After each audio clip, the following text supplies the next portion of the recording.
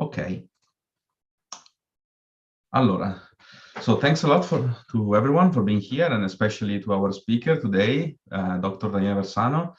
So we'll give you a little bit of introduction to our speaker, to Daniele. So he got a physics degree in Rome at La Sapienza University. His supervisor was Saverio Moroni, that I think many of you know here in Trieste, and he did a thesis at the time in quantum Monte Carlo, two-dimensional electron gas. Then after he moved to the Basque Country, actually, so where he got a PhD with Angel Rubio on optical properties of low-dimensional materials and biomolecules that involved a lot of methodological developments, and in particular with TDDFT, GW, and the Bethe-Salpeter equation. So this was 2006, and he came back to Italy. He went to Modena, where he did a postdoc for a few years.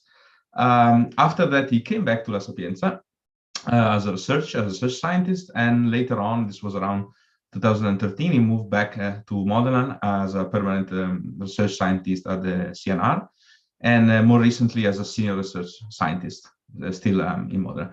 And I think in the last couple of decades, almost, he has been a developer of the Yambo code.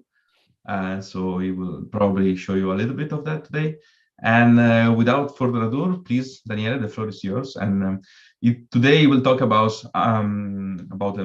essentially excitons, right? Yeah, particular excitons. Very special excitons. Special excitons. I'm not sharing.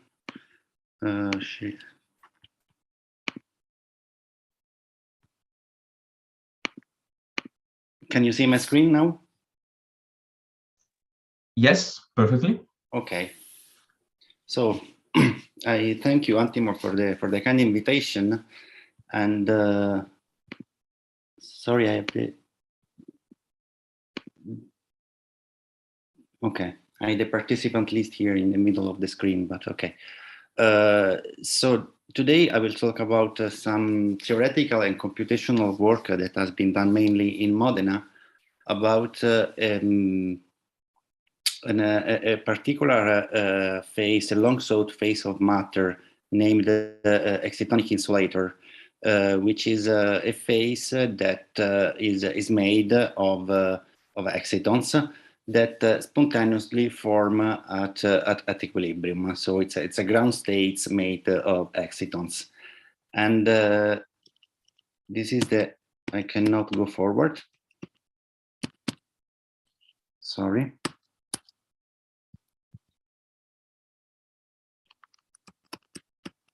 Actually, I have a problem with the slides.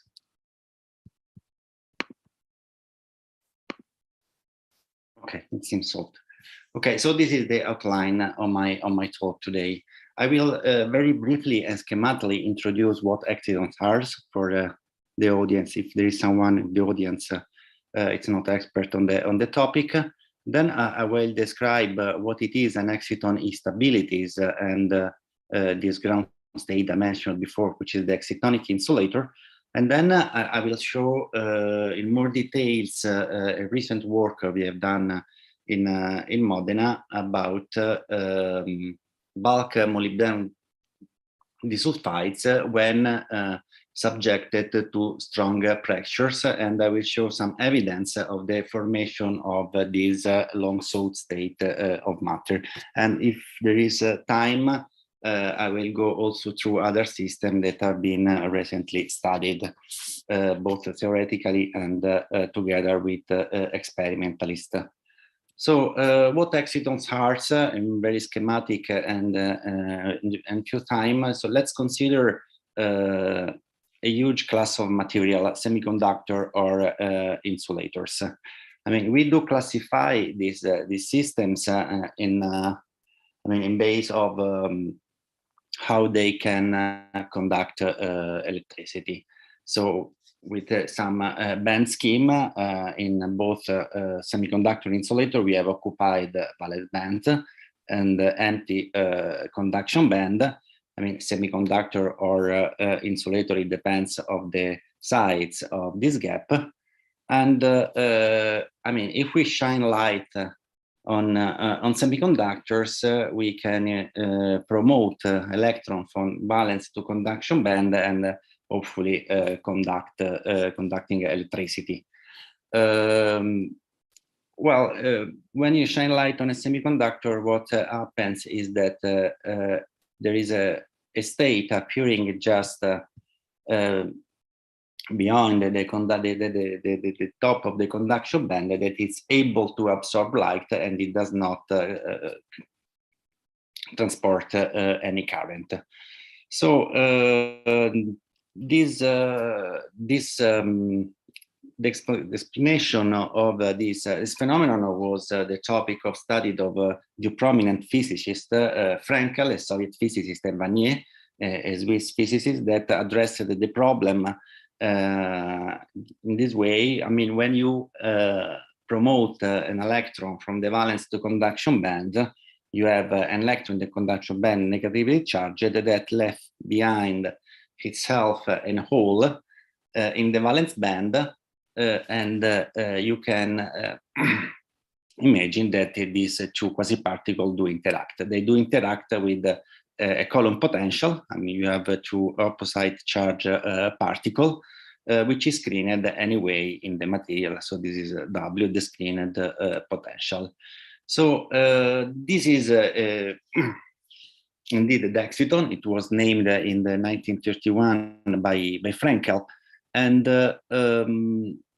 this new quasi-particle, which is formed by an electron and hole that are bound by Coulomb interaction, you can already imagine that will have an energy that it is lower than the gap, because you have the energy gain in due to the interaction of electron and hole.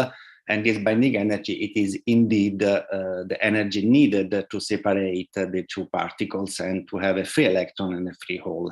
So, for instance, in a photovoltaic cells, you want that excitons have a low binding energy, for instance. So, summarizing, we have this new quasi-particle made of two electron bound electron and hole. So it forms a state in the gap which is able to absorb light. It is neutral. If you look at it, complexity is neutral, and it is formed by two fermions, so it is a boson. The excitons are usually characterized depending on the strength of the binding energy. I mean, small binding energy of the order of 10 milli-electron volts are named Vanier excitons.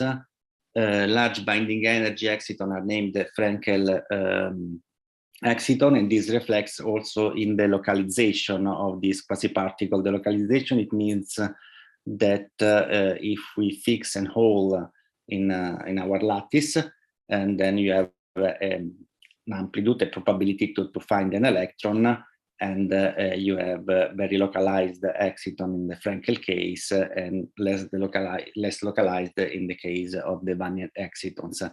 As you can already see here, I mean, what distinguishes one the other in the material is indeed the electronic screening that provides the strength of the binding between electrons and holes. So this is schematically the excitons. And now I want to go through what we mean by exciton instability. In order to introduce that, I go back in the 68 with a proposal, a speculation about graphene made by Walter Kohn, Nobel Prize in Chemistry in 1998. And so this is about 35 years after the Frenkel studies. And what he did was a speculation on a graphene, looking at the band structure. We look at the graphene from a band structure point of view, and you can see we have a zero gap semiconductors. So if you look here, what happens at the gamma point of the Brillouin zone, so you can imagine indeed that we have filled valence bands and empty conduction band touching in one point. So let's consider this our non-interacting ground state. We are all the electron in the valence band, and let's consider the situation when an electron is promoted in conduction band, leaving behind the valence band. If we consider a non-interacting particle picture, of course, this situation will have larger energy that the non-interacting ground state. This is an excited state, let's say. And now let's suppose that there is in the material an unscreened interaction, or some interaction which is not totally screened. So we end up in a kind of paradoxical situation. We have that the exciton formation will have an energy that is lower than the interacting ground states. So this is quite paradoxical, and it is indeed the fingerprint of an instability. So the system thermodynamically would promote the spontaneous formation of excitons. Again, here, just to remind that what this, the sites of the instability of it is indeed the binding energy, which strongly depend on the electric screening. So this situation was studied in the 60s by several eminent physicists, Kohn, that I already mentioned, but also Keldysh and Kopaev, Halperin and Rice. And they built a theory for this situation that was named by Kohn excitonic insulator, indeed. And so this spontaneous exciton formation bring up to a reconstructed ground states that below a critical temperature enforce a many-body gap in a way very similar of the Cooper problem in superconductivity, when you have two paired electron on top of the Fermi sea. So you can imagine spontaneous formation exciton that condensate in this ground state. And moreover, when this new state is formed, this many body gap enforced, the system has also broken symmetry that inherited from the exciton character. The two, this is just a parallelism. I mean, the big difference here, Cooper pairs are charged, the exciton are neutral quasi-particle. And but at the end of the story, we have an insulator. So we have a finite gap in the system that is driven by many body interaction of purely electronic origin.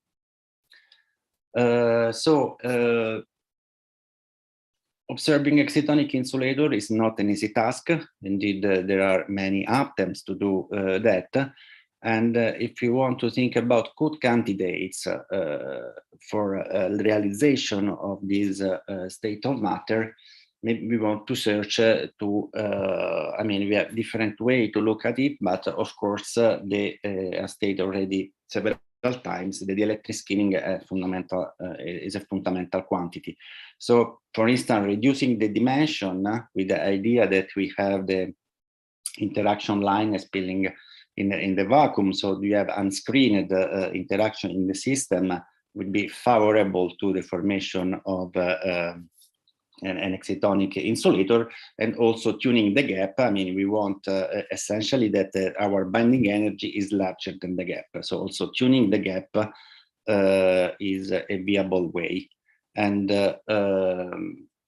moreover, as again, the screening plays a fundamental role, is highly desirable to isolate the system in vacuum.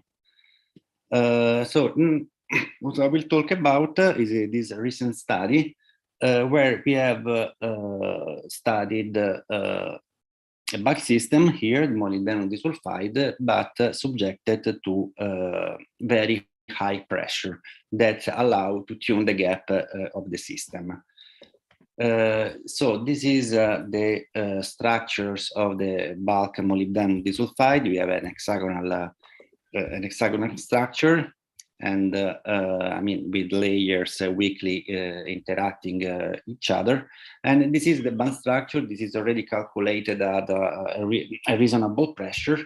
We have the top of the valence band at the gamma point, and 6 the generate minimum conduction band and in the gamma k direction, so namely here lambda. So this is a cut, a schematic cut taken from the Coulomb book. I mean, it's the classical, it's a textbook situation for the formation of an indirect gap. An indirect gap, what does it mean? Indirect excitons. And indirect excitons, what does it mean? That we have electron-hole pairs that are sit in a different place of the Breuil zone, here gamma and lambda. So this exciton is different from the one introduced before, that introduced with an absorption experiment. So shining light and you observe state sorry, beyond the gap. And in this case, I mean, these are indirect exciton, they carry a finite momentum, but they can be detected with other techniques, as for instance, electron energy loss spectrum or X-ray scattering. So the rationale here is that the formation of an indirect excitons, this is, for instance, an ambient pressure, but we can tune the gap by pressure effect, arriving to a situation when the binding energy is equal to the gap. So what we expect here, that we have the reconstructed ground state and many body gap that exist below a certain critical temperature, and eventually the formation of a charge density wave that is induced by the exciton formation that have a finite momentum, which is the difference between the gamma and the lambda point here. So the computational approach that we have used to study these systems is based, we start with first principle calculations. Ground state usually calculated in density functional theory. And then on top of this calculation, we apply many body perturbation theory to calculate quasi-particle bands and excitation energy, taking into account the electron and hole interaction. And here in this kind of calculation, a negative excitation energy, so an energy larger than the gap, is the fingerprint, the hallmark of a possible instability in the system. And then we use a mean field approach, so effective mass approximation that we extract for first principle calculation, and the self-consistent theory of the excitonic insulator, again with the screening interaction extracted from ab initio results. So just a little bit deeper on the method used, we calculate first the ground state using the quantum espresso code that you should probably know in Trieste, as it is mainly developed in Trieste. And on top of that, the Yambo code is used. First, we calculate quasi-electron and quasi-hole band structure in GW approximation. So we use a green function method using a self-energy, the self-energy in the so-called GW approximation. This provides us quantities that can be compared with Harper's experiment, for instance. So provide energy of adding an electron to the system, of subtracting an electron to the system.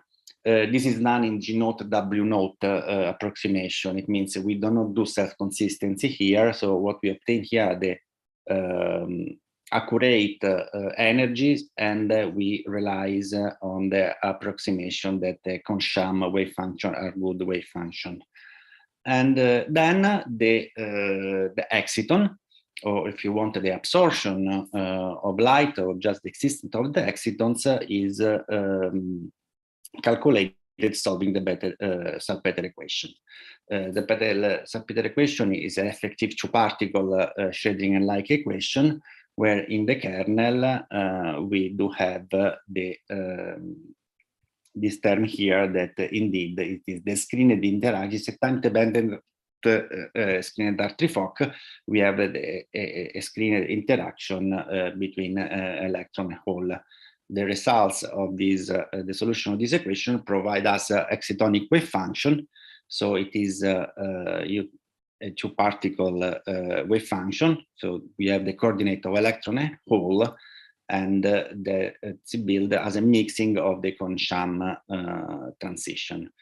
So these calculations, we have to say that are very, very accurate. I mean, in the last 20 years, they have been used, the GW, to calculate band gap of many semiconductors. The Bethe-Sarkwill equation has provided the very good results for absorption or yields spectrum, not for all the system, of course.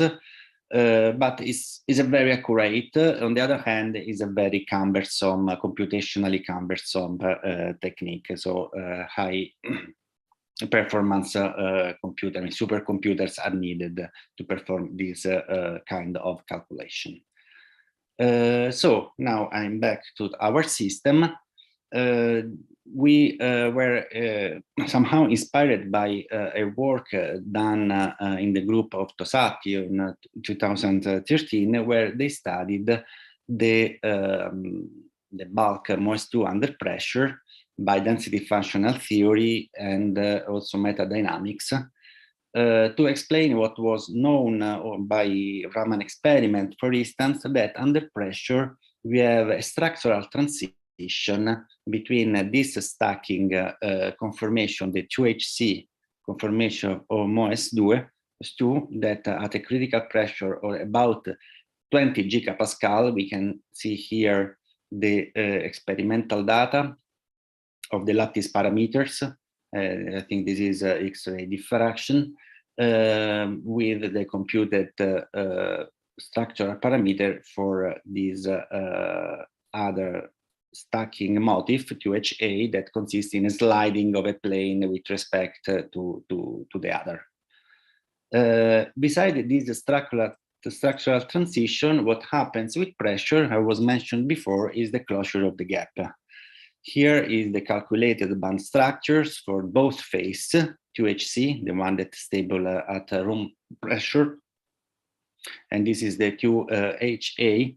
And here, what is observed that for a critical pressure, the systems became semi-metal. So there is a transition from semiconductor to metal. It is found, it depends on density functionality, on the flavor of the functional used, from 25 gigapascal to 55 gigapascal for this quite known that overestimates band gap. Experimentally has been found around 40 gigapascal. Then very interesting features appears on these systems when going to very high pressure. I mean, very large pressure has 19 gigapascal, emerges superconductivity. And near the metallization pressure, there will be speculation on the appearance of a charge density wave. So this was, I mean, in the task of looking for excitonic insulator, there was some hint that could be the system at a critical pressure, a very good candidate. So here are our results calculated at GW level, three different of pressure. In dashed line, we have density functional theory band structure. In bold lines are the GW1. And what we find that at 34 gigapascal, essentially we have a zero gap. I mean, here, few milli electron volts. Our gap is of a few milli electron volts. So we find this transition around 34, quite similar to the one reported experimentally. And more interesting, then we have calculated our excitons. So the energy of our excitons along a line of the Brillouin zone. So this the 0,1 is our direct exciton accessible to light. The other are the indirect exciton. May I ask you a question? Yes, I don't know how is the format. Yeah, no, absolutely. It's open format. So unless the speaker wants otherwise, which is always possible, you can ask questions. No, I just want to know, are you looking for spin singlet excitons or these are spin triplet excitons? In principle, they can be both. I mean, we observed both. We observed both exciton, both spin triplet and spin singlet. I mean, here the difference is solving the kernel with or without the Hartree term. But I have to say here, in this case, this calculation is done in a spinorial form. I mean, here we include spin-orbit coupling. So we don't have a clear definition, discrimination between singlet and triplet. We could inspect the character, but say it breaks time reversal, the exciton or not? No, should not here. I mean, at this level of the calculation. Okay, thanks. Thank you for the question. And so here, this is in this picture, it is the dispersion of the exciton with respect to the momentum for different pressure. Here at 34 gigapascal, we found indeed the hallmark, the fingerprint of the instability. So what we found here is also that the binding energy remains finite at this pressure, as well as the dielectric constant. This is in real space, the excitonic wave function, how it does look like. So here we fixed a null and we in the lattice, and we look at the electronic, the amplitude of the probability of the electrons, and we can estimate a Bohr radius of about 50 angstrom. So very, very delocalized exciton. So the instability happens for the Q point, which gives the indirect gap, so the minimum gap. So this gamma lambda Q that we have saw in the band structure. Then we have done with a mean field model, we have fitted the gap, and we have solved the self-consistent gap equations. And what this is the band structure that we find that in presence of the instability, indeed there is an enhancement of the gap. Here, the dashed line are the, let's say, non-interacting system. So the normal semiconductor or semi-metal in this case, well, there is this small gap that I was telling before, the GW1. And this is the solid line is the calculation of the gap equation of the mean field. So we can see that there is a band gap, so an enhancement of the gap due to the excitonic insulator formation. And more interestingly, we find in real space that the new state has a reconstructor periodicity. The reconstructed periodicity is modulated by a dipole that develops, and the arrow here is the strength of the dipoles along the z direction that is modulated. So we have a new supercell. This is 72 atoms. Here only the metals are sketched, and that to be compared with the unit cell of the systems of two metals here. And so you have this new modulation, and gamma and lambda now they do belong to the same reciprocal lattice. So we have a folding of the band structure from lambda to gamma, and this is quite important for what I will show in few slides. Then, so we have found this instability for these critical pressures, and that is characterized by these dipole textures. so it's a charge density wave that with this reconstructor unit cell. Then it is important to ask if this is the only instability present in the system. So, for instance, if could happen some periodic lattice distortion. We made up this question because here, just a few reference. I mean, these two systems indicated here, titanium diselenite, tantalum nickel selenites, are the two prototypical candidates for the excitonic insulator realization. They have been studied from many groups in the last year. There is a lot of debate for these two systems. I mean, the difference, the titanium diselenite is in indirect gap as the one we are studying now. And this one is indirect excitons, known in the sense of a finite momentum, but you have electron holes into different layers of the materials. Both of these two systems, it is not clear if they show an instability due to electron-electron interaction or lattice distortion, as both of the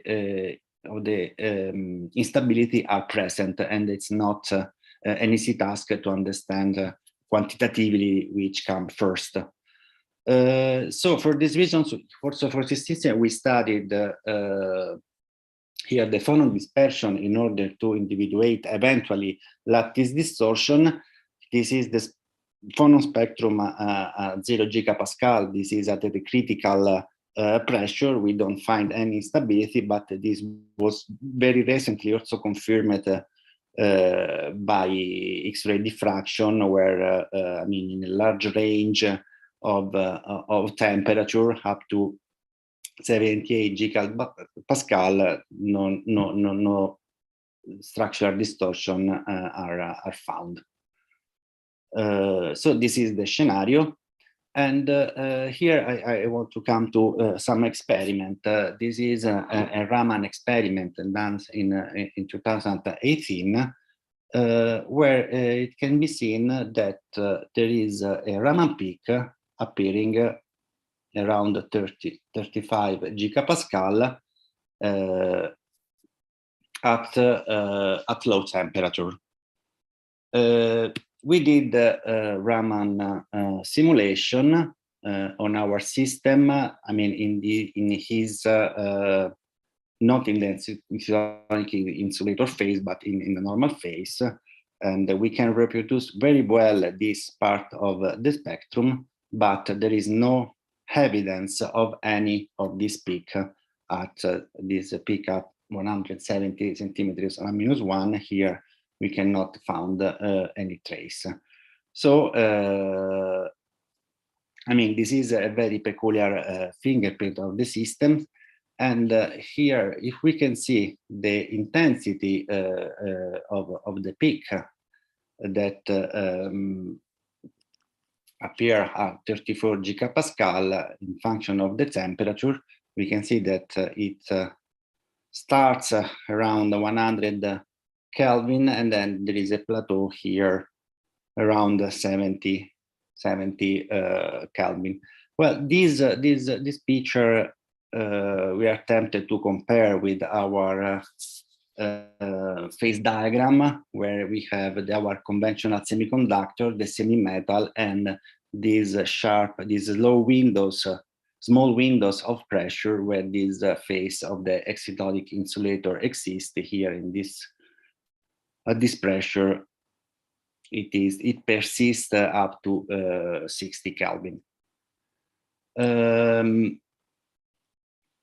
Of course, this Raman peak is visible for a large range of pressure, 10 to 50. In our case, I mean, our prediction here is a very small range of pressure, because for larger pressure, then the system is semi-metal, the exciton is melt.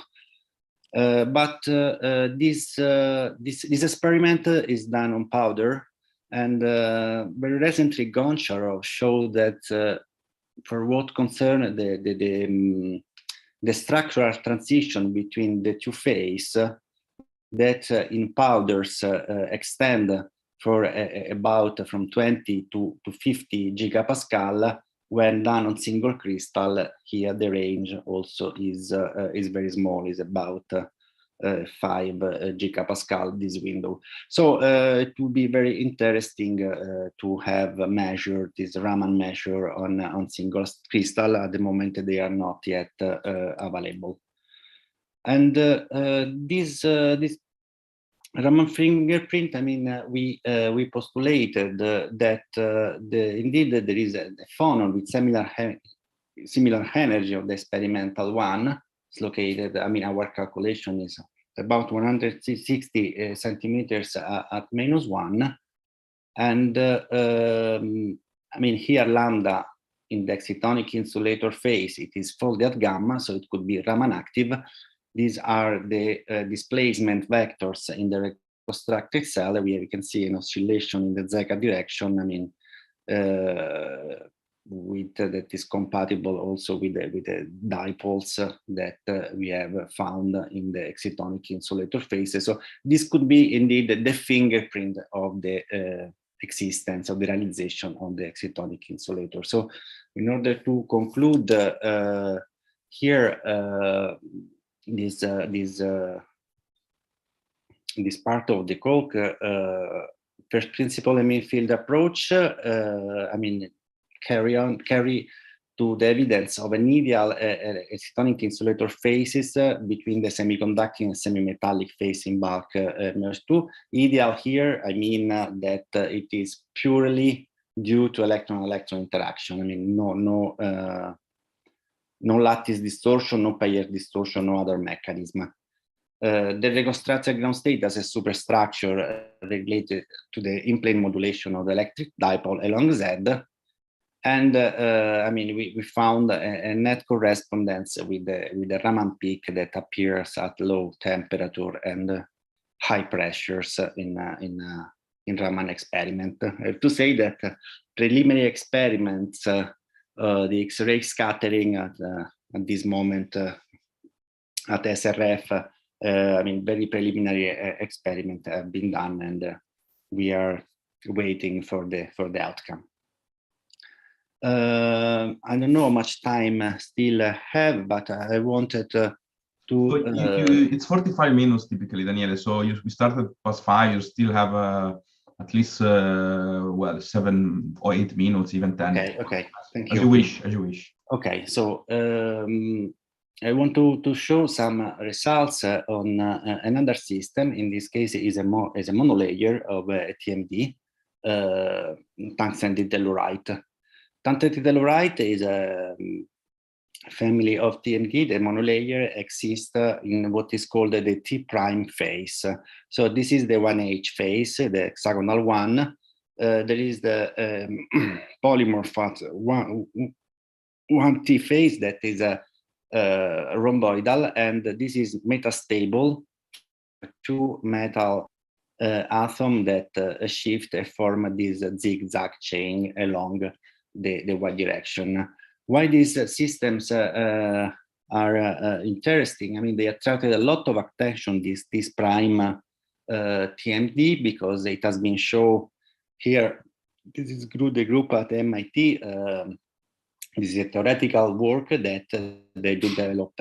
They are a topological insulator showing quantum spin-Hall effects, so the presence of helical edge current, and they are insulator in the bulk.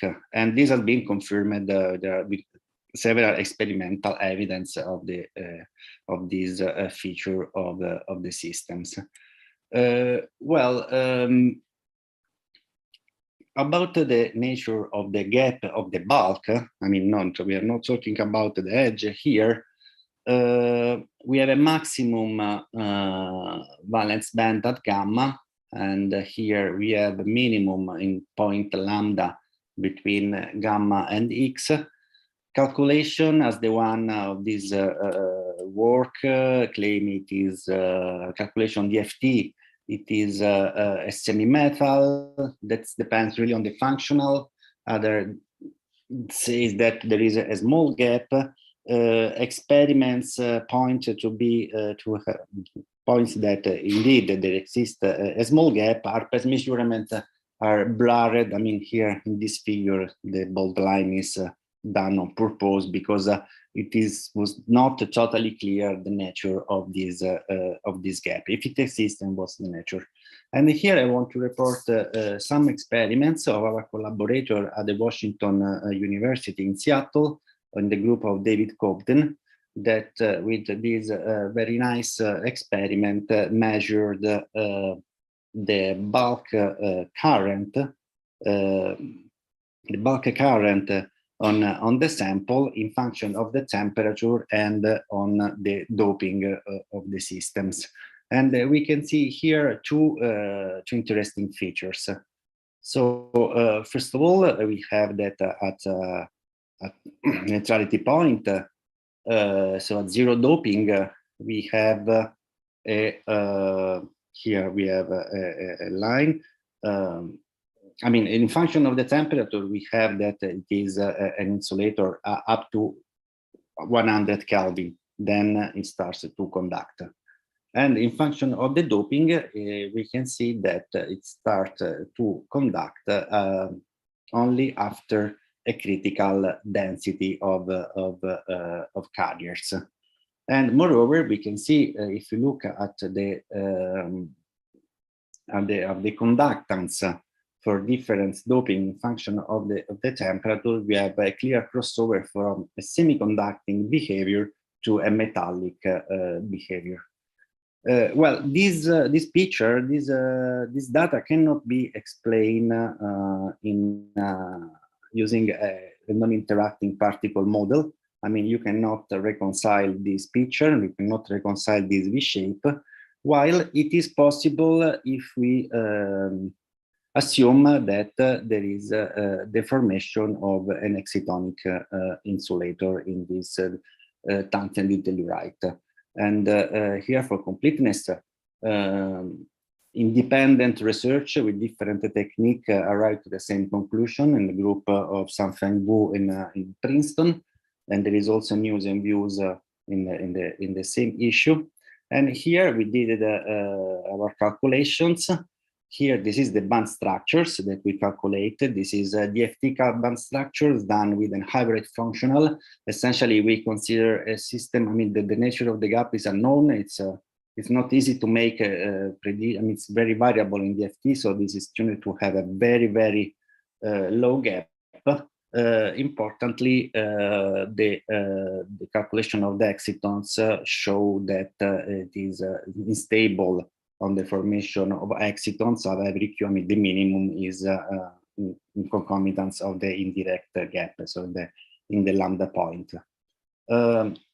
Importantly, if we look at the excitonic wave function, what we do find is that the Bohr radius is around for this is the kappa lambda, the direct one, so the lower energy exciton, about 4 nanometer, which reconcile very well with the critical the density or the critical density of the carrier when it starts to conduct the system. So the rationale here is that it is when the doping is enough to screen the interaction, so the gap is melted.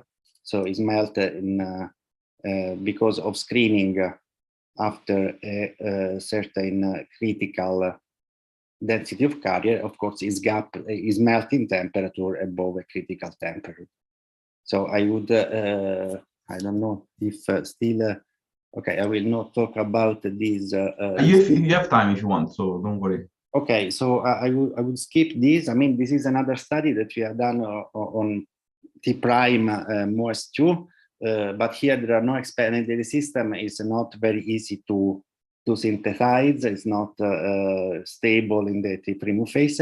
No, I will focus maybe in my last few minutes to a previous work we did on arm-chain carbon nanotubes. So in carbon nanotubes,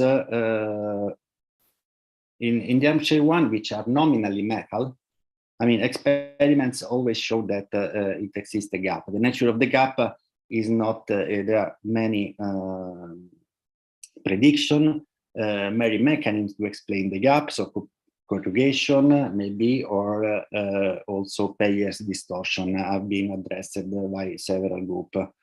We did calculation on the system, I mean calculation, first principle calculation, mean field calculation, and indeed we find also for the system an exciton instability, very few millielectron volts, so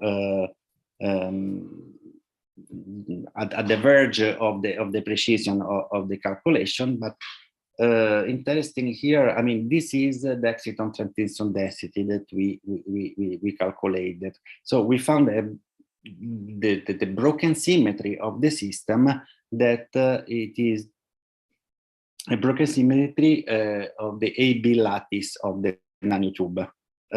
So very different of a Peyer distortion, for instance, when you have a broken translational symmetry. Experiments on these systems, again, are very difficult because of to have ultra clean nanotubes. Then in order to test this prediction, you need, I mean, the contact can alter the streaming of the systems.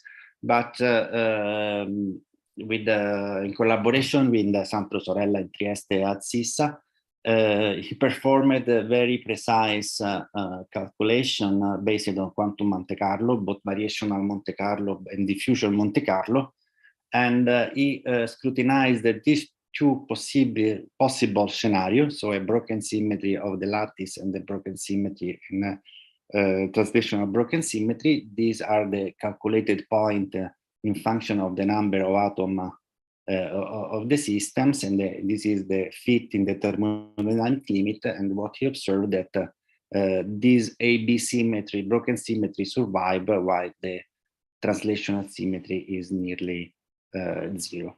So I conclude with this, and let me acknowledge my collaborator Samani Atei, previous postdoc now at the University of Tehran, Elisa Molinari, the University of Modena, Massimo Rontani, CNR-NANO, and Maurizia Pallunmo of the University of Rome, Tor Vergata. Let me thank also the Max Center of Excellence. Inside this project, we have done a lot of work in optimizing the code, importing the codes that allow this calculation to supercomputers with hybrid architecture. The PRIN, XINS, the praise for providing computational resources, and all the developers of Quantum Espresso and the Yambo code. And I finish with announcement. We are organizing a school in Trieste. ECTP is a school on many body methods and simulation with the Yambo code. So it's theoretical lectures on GW and Bethe-Salpeter, and hands-on with the usage of the code. Deadline is soon, 8th of March. And with this, I thank you for your attention. So thanks a lot, Daniele. This was a great talk. It was really pedagogical and very exciting. So I really want to thank you for this. This is the purpose of this series we started on this, with this colloquium, trying to be, as pedagogical as possible, but also to have latest research. And this was, I think, a textbook example. So really thank you. So now we open it for questions. So if you're watching this on YouTube, you can write in the chat at the right-hand side of the browser. Then I will take care of reading the questions. If you are here on Zoom, you can either ask the question yourself by unmuting yourself, or you can write it in the chat if you don't want to speak, and I will read it for you. So let's see if there are questions. Otherwise, I have many questions myself. So I will start. Okay, so while maybe people think about the question, I will start with one.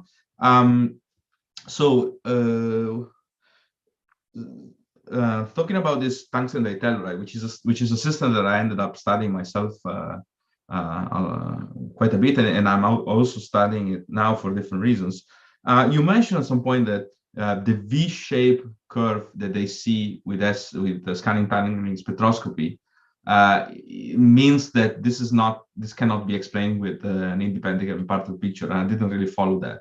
So why this signals that it's beyond the independent part? No, this is not the only signal. But I mean, if you do an independent particle calculation, simple independent particle calculation, taking into account the carriers due to the doping and density of states that you can imagine, at that temperature with 100 Kelvin, you end up with how do you say, you don't end up with a V shape. I mean, it's smoothed. No, I mean, you can imagine any density of states behind, but you will have a smoothness due to the temperature there. So supposing that you have a sea of excitons, so that then you can get this V shape. Okay. So it's such a sharp shape is incompatible at that temperature. So the point is that you get that at a very relatively high temperature, let's say, for the system. Okay. And then also about the nature of the gap, because this is something maybe it's not super related with the excitons, but still, indeed, it's very debated. If you do the calculations with the PBE, you find it's a metal. If you do with the HC, it's supposed to be a semiconductor. Well, there is, this initial science paper that you showed, it includes some GW calculations. They show, they report a metallic state, but it's not clear how they did it. It's not very clear. I mean, what they do there is they do start with a semi-metal. They do a PB calculation and GW on top. It's not explained in details how then the screening is calculated there. What you can see there is that the GW calculation and the DFT calculation, they not differ too much. You don't have. Which is unusual in a sense. It's unusual unless they have included all the screening of the metallicity and then of course have correction. I mean, because I've read some recent works, there is a Nature comment and some other papers that instead claim that even experimentally this could be it's a metal. It's just that when you do STM, there is a Coulomb gap. So if you do, for instance, you dope the system, you do STM and you go and check the band gap below, the band disappears. There are just a couple of references on this that are sort of stating this. So I don't know if you ever encountered them, or if you think if they are wrong and clearly wrong, and instead experiment. I don't know. The measure is shown as a transport measurement, but in the doping, and I mean the fact that you have an insulator. A semiconductor insulator up to 100 Kelvin, they are quite clear. Well okay, thanks. Are there any questions? May I ask another question? Sure. Now, in the first part of the talk, at the beginning, you said you discussed the result by Martonak and Tosatti. And then also confirmed experimentally that there is a change of structure. But at some point later, you said that there are no evidence from the point of view of phonons of such change of structure. No. There is no evidence of change of periodicity. The change of structure is visible by the phonon. I mean, in the sense that the phonon dispersion is in both cases in the two. Maybe I can show. Let me. Well, I don't have the figure side by side, but okay, we do calculate the phonon dispersion for both the two phases, HA and HC, and of course you have shift. You have shift in the dispersion. I think that shift are visible in Raman also. What I was claiming, sorry, I was not clear. It's not that you don't have a change in the spectrum, but there are no sign of a change of periodicity, so of pairs or of lattice distortion. Okay, in the other part of your talk, the exciton insulator, in that case, do you think it's topological or not? Or molybden? In MOS2? Yeah, no, in tungsten. Yeah, in tungsten ditelluride, I mean, you have both. You have, I mean, it seems that coexist both the helical states are observed up to 100 Kelvin. So below 100 Kelvin, it's topological, and yeah, this work shows that this behavior, the conductivity, is compatible with also an exciton. I mean, the excitonic order that I mean, here we are talking about the bulk gap. Yeah. Which is a topological insulator then. Yes. Okay. Okay, thank you. You're welcome.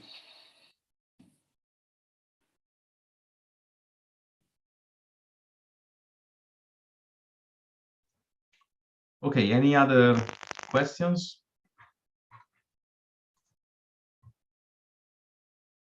So maybe I exploit this to ask another one that just got by listening to the previous question. So it seems that the perfect condition in 2 dimensions for this is to have, top of the valence band and conduction that are sort of degenerate, no? Like, the limit of a semiconductor with 0 gap. So not a real metal, but at some point I think once they call them like direct gap metals. So sort of they're metallic, but there is a direct gap at every K point. So the first question was, is this true? So is this just the only condition that you need to have this? So I would say that it's not a condition, but of course this is a favorable situation because you still have a gap, okay, which is indirect. So also for the point of view of the screening, I mean, you have no suppression of the screening like in a metal. Okay. And then, I mean, the result is that actually this could save a lot of topological insulators, because in a sense, this is always like a problem, exactly as in tungsten ditelluride. So often, all the system they have band inversions, but somehow there are, they're still metallic. So in a sense, this could be, every time there is such a situation, the system could end up being just insulated thanks to this excitonic instability. So it would sort of save all these systems from being, metals, basically. My view is that there is not a thumb rule. I mean, no, of course, you cannot. Yeah, I mean, in the previous work, I didn't have time to show that was this the T prime MOS2. In this case, we do have a gap. Indirect gap. No, it's not indirect. In that case, is a direct gap. And I mean, the system is topological, and we studied the systems also modeling the strain on the system. So if you want changing the band inversion, you have let's say applying strain. So we end up with maybe I can briefly show. I share the screen again. Can you see it? Yeah, absolutely. Yes. Okay, we end up with this this phase diagram. This is the temperature, and this is the if you want the amount of strain here, or measured in the band inversion in energy. Okay. And there are part of the diagram where here QSHs with the topological and the excitonic order, they do coexist. Okay. And also in this part. Then, I mean, of course, with the rising temperature, the excitonic gap melt, and also it melts in function of the strains where there is no band inversion anymore, and the gap, I mean, here is large enough that the exciton does not show any stability. Okay. Now it's clear. Thanks. So thanks a lot. I see there are no other questions, so just we thank the speaker again, Daniele. Thank you very much for the invitation, for giving this super nice talk. announcement. So the next talk will be in a month, actually on March 23rd. There will be Mauro Paternoster from the Queen University of Belfast. And we will resume to the previous sort of schedule where we have meetings on, I think, on Wednesday at 6 p.m. So to allow students to join after classes. Thanks a lot and have a nice weekend.